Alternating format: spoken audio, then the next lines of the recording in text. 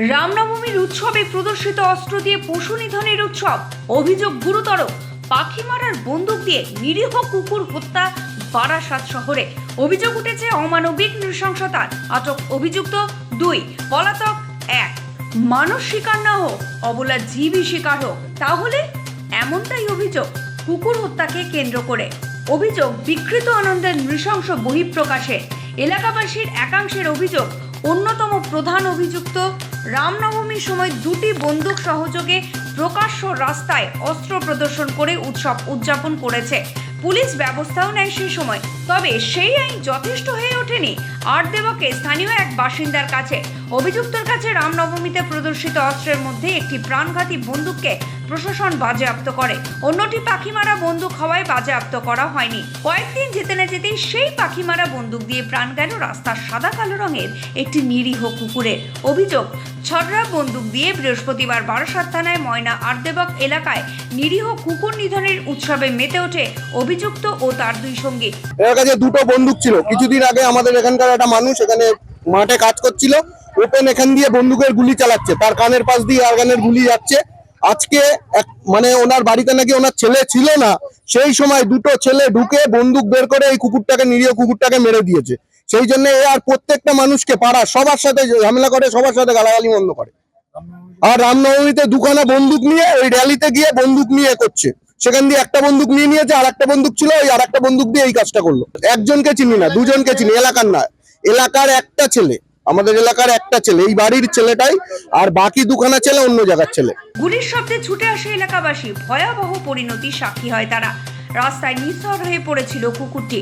এলাকাবাসী জানিয়েছে, অল্প বয়সী কুকুরটি অত্যন্ত শান্ত প্রকৃতির ও এলাকার মানুষের খুব স্নেহের কুকুর ছিল। অভিযোগ পেয়ে বারাসাত থানার পুলিশ এসে সংশ্লিষ্ট ঘটনার সঙ্গে যুক্ত সন্দেহে 3 অভিযুক্তের মধ্যে 2জনকে আটক করেছে, আরেকজনের খোঁজ জারি।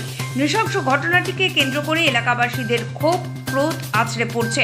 এলাকায় নবাগত অভিযুক্ত পরিবারটির বিরুদ্ধে স্থানীয়দের আরও অভিযোগ, অভিযুক্তের বাড়িতে সমাজ বিরোধীদের আপত্তিকর আড্ডা চলে। প্রতিদিন এখানে বিভিন্ন ছেলে আসে, 4জন 5জন 7জন করে এখানে নেশা ভাঙ হয়, এইটাই পুরো সেলটা।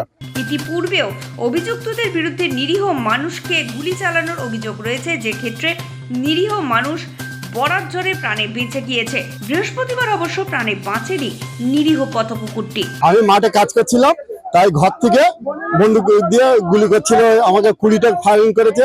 আমার ছেলেকে হচ্ছে কানে ফাঁস দিয়ে 2টো গুলি গেছে, আমার কানে ফাঁস দিয়ে 4টে গুলি গেছে। পিতলে শাঁসা করে শব্দ হচ্ছে, জানি না, এটা ধরুন 1 মাস আগে। হ্যাঁ জানিয়েছিলাম, ক্লাব থেকে জানিয়েছিল। তা বললো কিনা যে আসলো ক্লাব থেকে, প্রায় 1 সপ্তাহ পরে আসলো। এসে বলে তো ক্লাবের ছেলেদের বললো কিনা তোমরা কেউ যাবে না, আমরা এসে হচ্ছে আমরা এসে আজকে ঘটনা হচ্ছে কুকুর ওই বাড়িতে ছিল, 2জন এসে গুলি করেছে। এই যে ঘোষ বাড়ি বলে, এই বাড়ির এনার ছেলে বা এনাদের সঙ্গে কিছু বাইরের ছেলে পিলে এখানে আড্ডা মারে। এনার বাড়িতে 2টো বন্দুক ছিল, তো একটা অরিজিনাল বন্দুক আর একটা পাখি মারা বন্দুক। তো এরা রামনবমীতে সেই বন্দুক নিয়ে মিছিলে গেছিল। থানায় নাকি একটা জমা রয়েছে, রামনবমীর দিন নাকি নিয়েছে। আর একটা বন্দুক এদের কাছে ছিল, একটা কুকুরকে মেরে দিয়েছে।